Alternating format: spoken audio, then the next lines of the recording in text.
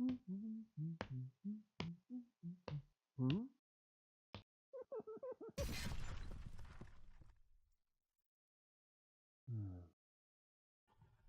been playing Test of Honor for a while and kind of built my force how I wanted, and I knew you can kind of customize it a little bit with your samurai.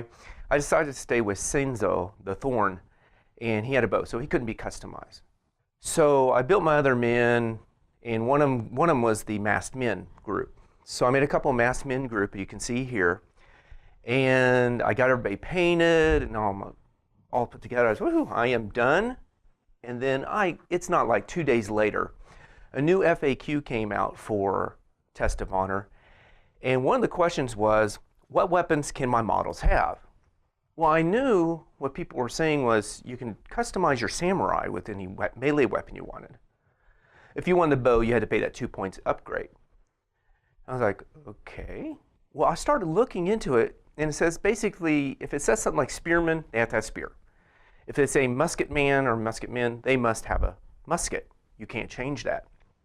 But then it said, masked men can have any melee weapon they want.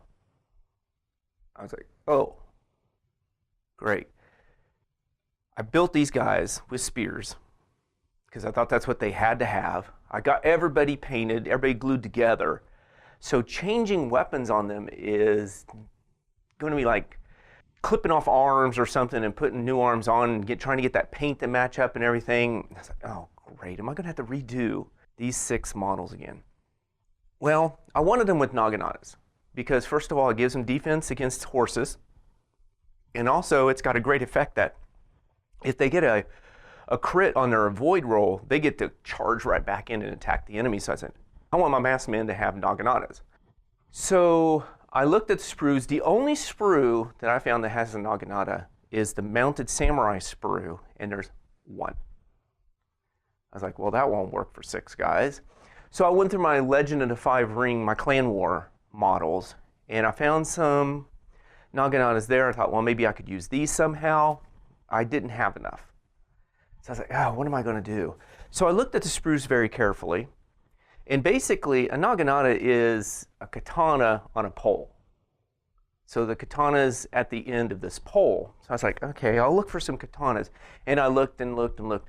And the katanas I was finding have like a wakizashi with them, or they're in sheaths, or they're in somebody's hand, or something like, I was like, oh, what am I going to do? So I finally found one sprue that has a really good defined katana that's not in a sheath, not a hand attached to it or anything like that, because if it has a hand attached to it, I was like, well, maybe I could use this later, and if I tear it up, I can't.